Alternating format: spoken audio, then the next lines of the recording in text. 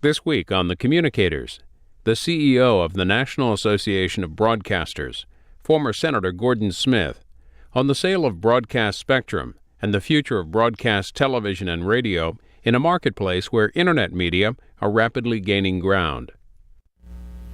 Gordon Smith, President and CEO of the National Association of Broadcasters, this week in Congress. They are voting on payroll extension and budget issues, and included in there is potential spectrum sale. Correct. In the House bill and potentially then in the Senate bill. What are your thoughts about what is contained in that legislation? Well, I first would simply say, and I've told my member broadcasters that in the fullness of what they're debating, we're a footnote, but we happen to be a footnote that is a pay for, and those are pretty valuable right now on Capitol Hill. And so I expect that we will be included in the bill, and we're good with that as long as the language that Congressman Walden included, which has more broadcaster protections. Senators Rockefeller and Hutchison, my friends and colleagues, went part way, and we appreciated that. But the last pieces that we needed in order for consumers to enjoy future innovation, not have interference, and broadcasters the ability to move without any more detriment than they incurred $15 billion in the analog to digital transition. We're fine with it going forward, and I want to also thank Congressman Dingell and Bilbray, who offered a critical amendment that is not in the Senate bill, that is in the House language, relative to the northern and southern borders. These are airwaves that are governed by treaty with Canada and Mexico. And in order for viewers not to lose their channels, we need new understandings with our neighbors north and south, but particularly north, because if you were to go repack broadcasters without that understanding, then take a city like Detroit, they literally would lose all 14 of their stations. And that's not good public policy. So we think that that amendment in particular is enormously important for the American public. Will broadcasters lose spectrum if these pieces of legislation get through? They'll lose some. In the predicate from the beginning of the National Broadband Plan is that it be voluntary. We're not opposed to voluntary. That's another word for freedom. What we've objected to is anything going forward that does not hold harmless the non-volunteers, those who don't choose to go out of business. And for the sake of their viewers, we think these protections that are in the House bill and partly in the Senate bill, that the House bill terms be included in a final package. And then Congress has a pay for, the FCC can do its work, and the American people who count on free and local television will continue to enjoy it. Paul Kirby is a senior editor with Telecommunications Reports. He's our guest reporter. What are some of the provisions in particular that you see as important in the House bill that are not in the Senate bill? Well, specifically the international treaty piece. And we were very thankful to Congressman Conyers, who representing Michigan, and frankly every northern senator and congressman. They would be badly impacted by anything going forward that didn't have these this understanding, this reworking of the treaty with Canada and in part with Mexico, that be in place before the FCC can repack. Otherwise, they literally don't have a channel to move to.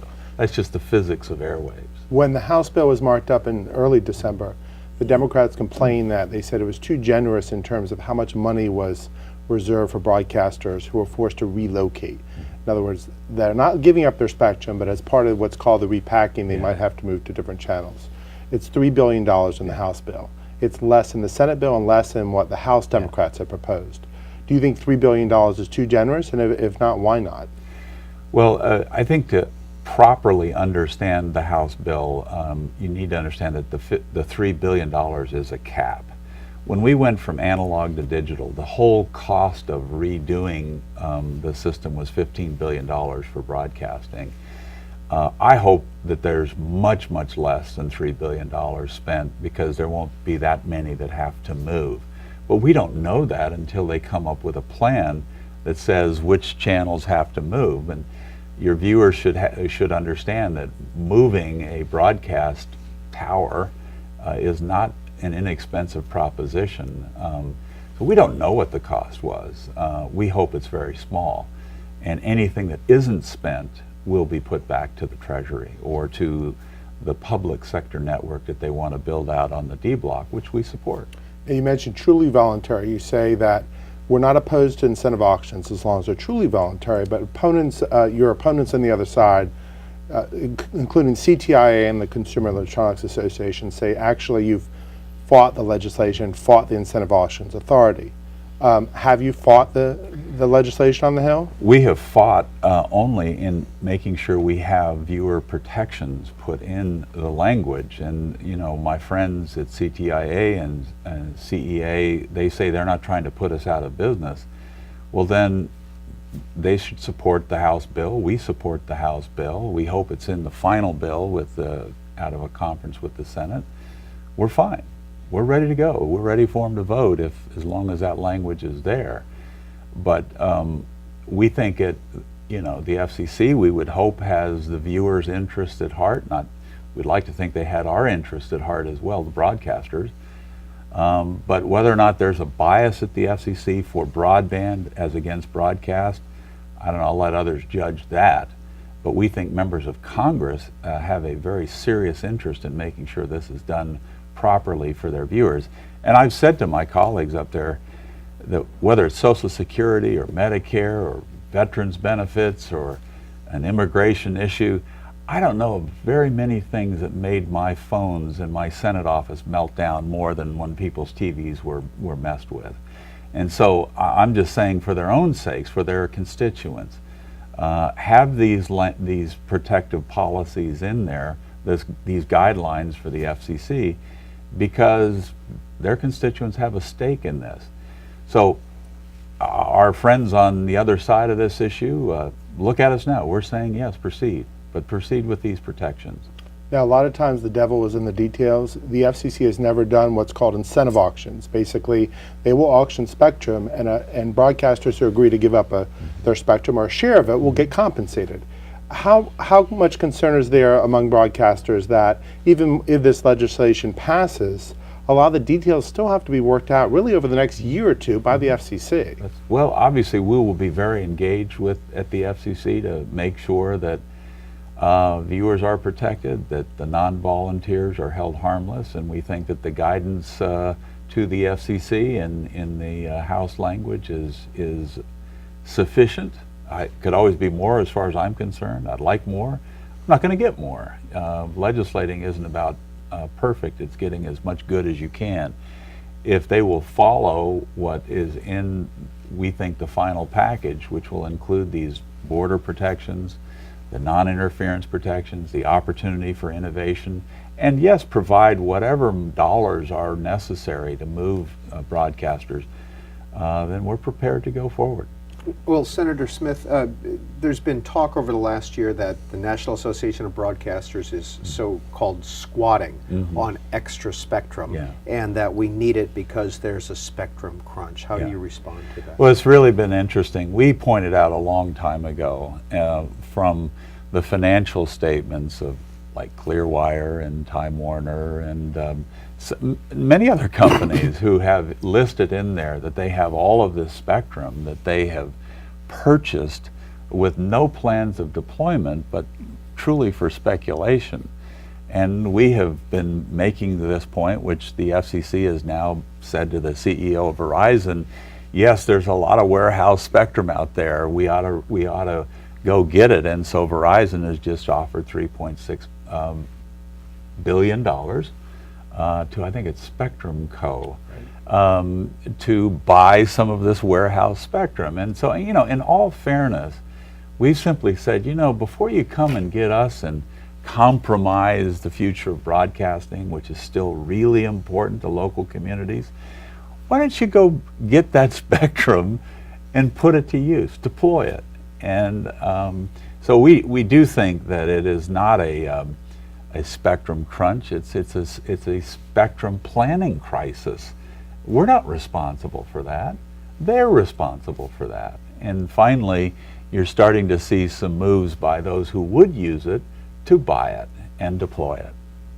You said at a recent news conference, broadcasters have not told their story well enough on why they shouldn't be hurt by any spectrum reallocation.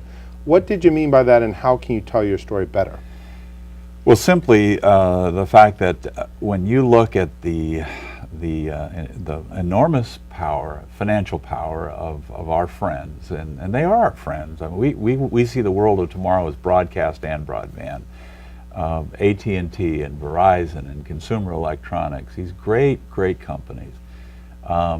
We're outgunned on Capitol Hill pretty dramatically, and I have told my member broadcasters that because we're an older, more mature industry, we take for granted that people know what we do and how it benefits their lives.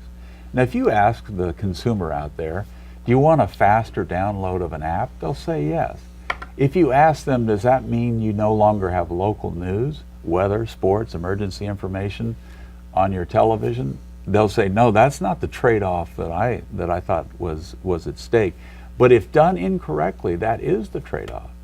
We think with the language that we've fought for, that no longer should be the trade-off. But you talked about the border cities, such as along the Canadian border. The FCC has said any number of times, but what about the more than 24 stations in LA or New York, many of which don't have local news? So a lot of those, or some of those, may say, okay, fine, we're gonna sell out, and we're not offering local news anyway. Right, and we say, fine, let them do that. But that's a very different proposition. If you want a regional broadband plan instead of a national broadband plan, there's probably a number of broadcasters in LA and New York where the problem actually exists that will sell out. But then you have a regional broadband plan, not a national one. But when you want to clear a band across the country, you're going to have to start pushing broadcasters. They're not in New York and LA, they may be in Kansas, but they're impacted. And so we're simply saying that let them do that, fine, but make sure that the rest of the country, the flyover country, my part of the country, there'll never be a spectrum shortage in Oregon. No, and of course the spectrum where they're really going to need it is in the urban areas. Exactly. So is this an urban-rural problem? It is. And do you think that the national broadband plan should be relooked at? I do, and I think that when the FCC looks at the physics of the borders and the so-called shortage, this may turn into more of a regional broadband plan. And I think AT&T tried to buy T-Mobile for one reason, because T-Mobile had built out urban networks in the way AT&T had not. And so they were simply saying, look, Deutsche Telekom is in jeopardy. Let's buy that, because then we don't have to duplicate it. And so I think that was the predicate of their purchase, which has now been turned down. Do you have any prediction on how many TV stations might agree to sell out? I don't know. Honestly, I have inquired, and broadcaster after broadcaster, I have found only a few who plan to take advantage of this. And they are not the stations that are providing local news, weather, and sports. They may be other startup channels that are just simply not succeeding financially, and they may take the money and run. Of course, a lot of it is how much are you going to give me, which we don't know. We don't know. And then what's the economy like? You would assume that economy that perhaps isn't doing as well, more options are welcome by a TV station if they're having financial problems. And again, that if they choose to do it, we support their freedom to do so. Senator Smith, you referred earlier to the fact that Verizon is now buying some spectrum from Comcast and some other large cable companies because there is excess spectrum. Do the broadcasters have excess spectrum that they too could sell in the marketplace? I'm not aware of it. What I am aware of is that when you get a broadcast license of 6 megahertz, You can do more with digital than you could with analog, and I am aware of many, many broadcasters that are deploying multicasting and mobile television. I don't have it with me, but I wish I could show you this little, on my iPad I can get an app, then I attach a little dongle that's a little U-shaped thing you plug into the little slot. You can watch local television with a broadcast signal, not a broadband signal. And that will be coming on the market, I'm told, in the spring. That's going to transform a lot of these things. And you need spectrum for multicasting and mobile.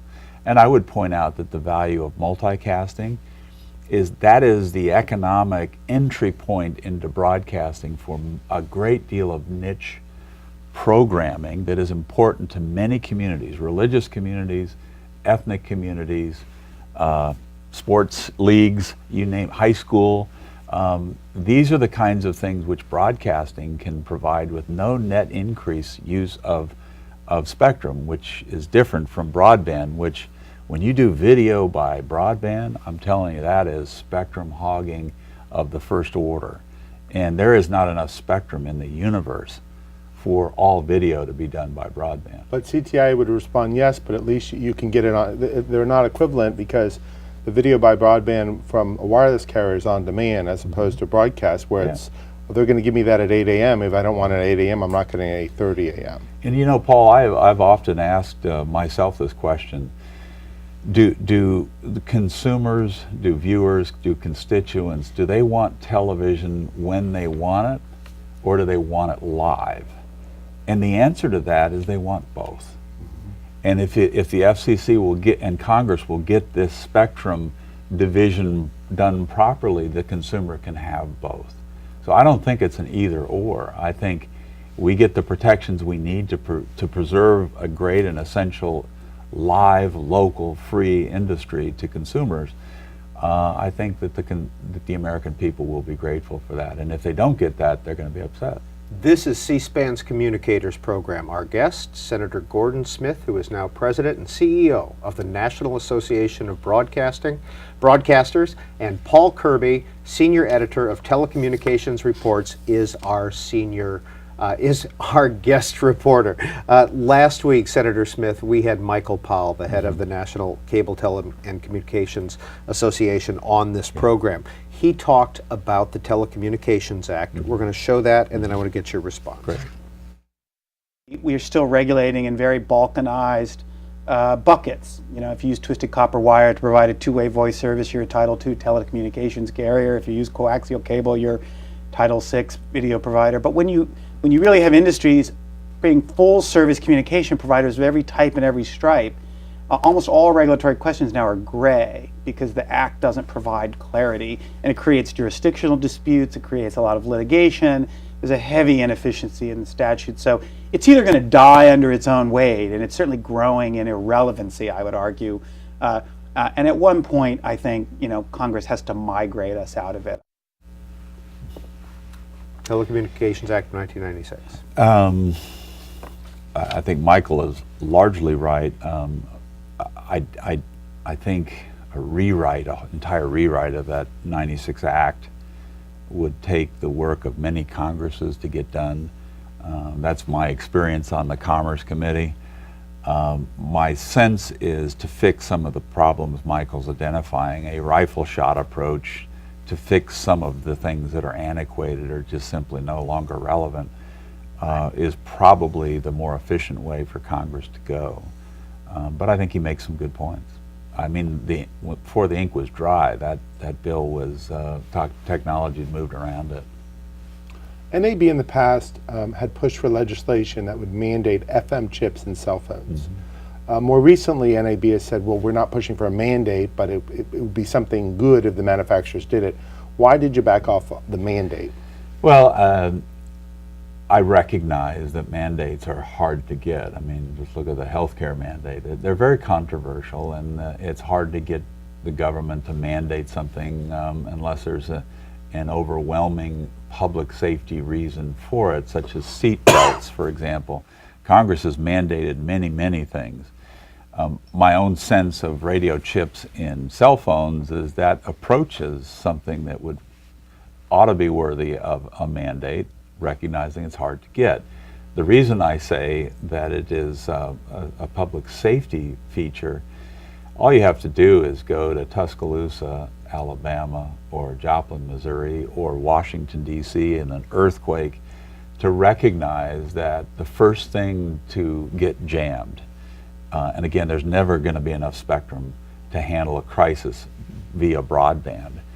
The one constant is broadcasting, and an FM chip in a cell phone provides life-saving information in a time of natural or human-caused emergencies like a terrorist attack. And so it is approaching, because of all of these just constant emergencies that beset the American people, it ought to be considered.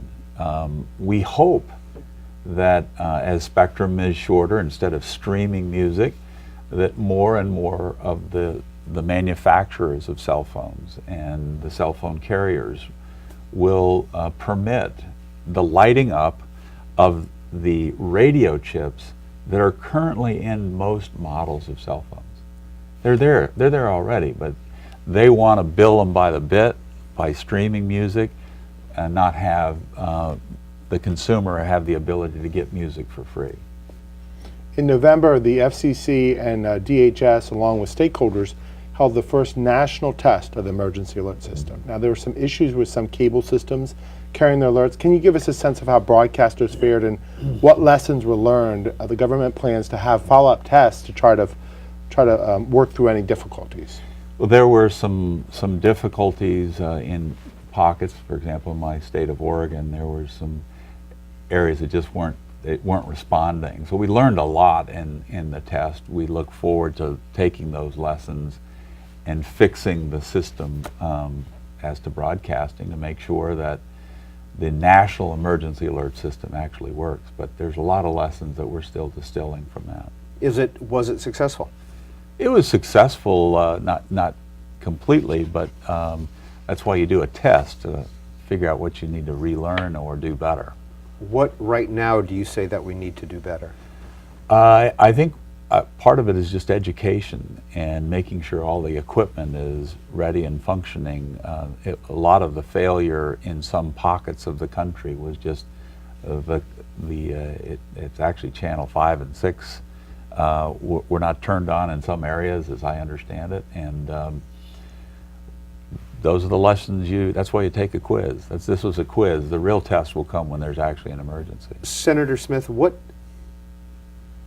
damage or what dangers do radio broadcasters face from the internet and from new technology? You know, it's an interesting thing. The demise of radio, terrestrial radio, has been predicted since television came along, and now the internet's come along, and yet radio still reaches over 250 million Americans a week, and I just have to say that people still like it free, they like it local, they like the variety, and while other streaming services, Pandora and others, and many radio stations have their own app now that stream their music. People use those, but not to the exclusion of other radio. And I think we see that constantly in the data. Radio still continues to be a healthy industry with many, many other competitors, but it's just simply something that people count on, enjoy, and are continuing to utilize. With just the fact that so many radio stations have their own apps, and TV stations, as you were saying, will soon have their own broadcast ability, doesn't that go back to Michael Powell's comment about all regulation is a gray area anymore, and just because you have one kind of a wire or one kind of a signal, you can't be regulated in such a way? And it goes back to your point about urban-rural national broadband plan. And there's no question that if you were to start over, you would not create it like it is now. And ultimately, I think that's the business of Congress and the FCC, to figure out how to think all of this gray area and to make sense of it.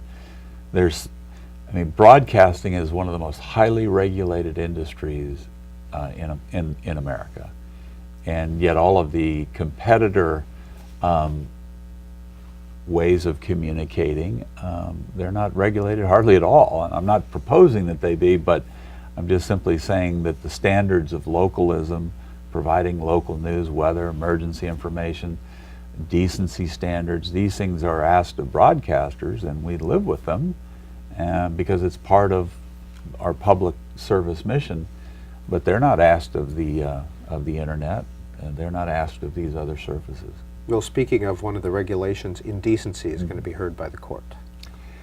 It is, and broadcasters, if they were actually wanted to be in the indecency business, they don't have any regulations or prohibitions after 10 o'clock, and you would see the indecent on broadcasting if that was their business. 10 p.m. to 6 a.m., they could be as indecent as cable is. But if you want to see things in your home that many would say are indecent, you have to turn to a cable channel or a satellite channel. They are not regulated by those local community standards. We are. Frankly, I'm good with that, because I think we are, as a society, are just overflowing with the indecent, and it has cultural consequences that I think are lamentable for families and our culture, but you can get it, you just have to pay for it. If you have a subscription service, you can get all the garbage you want in your house. But if you want, with the exception, we're not perfect, there's occasionally the fleeting expletive or a wardrobe malfunction, like at the Super Bowl with Janet Jackson. But generally speaking, moms and dads can know that if they're watching a broadcast channel, there is an attempt to be more in compliance with sensitivities of local standards of decency. Paul And of Kirby. course, a lot of the problems with indecency with broadcasts have come on live programming. Mm-hmm. And one of the concerns of networks in the past, when they go to the courts, is it seems to them very random what the FCC considers indecent or not indecent. And Yes. so it's that certainty they're seeking. Well, as Potter Stewart famously said on pornography, I think it was the case of Miller versus California, if that's the right case, I know it when I see it. What he said is this is entirely subjective, and it's one thing on when you're watching your television, say you have cable or satellite, and you're on a broadcast thing, and you flip the channel, and you're on a cable or satellite network, and you see nudity and obscenity, not obscenity, but profanity in ways that are offensive to many people. And finally, Senator Smith, the two new FCC nominees who are on the board, Jessica Rosen-Worcel for the Democrats and Ajit Pai for the Republicans. Any concerns about those two nominees from the NAB point of view? I sent to the Commerce Committee our support of both of them, and we wish them well. We think they should be confirmed, and as the NAB, we look forward to working with them. Have you thought any about the fact that perhaps the FCC itself should be reformed, given the world of technology we have today? Well, that's certainly the view of Congressman Walden and his committee.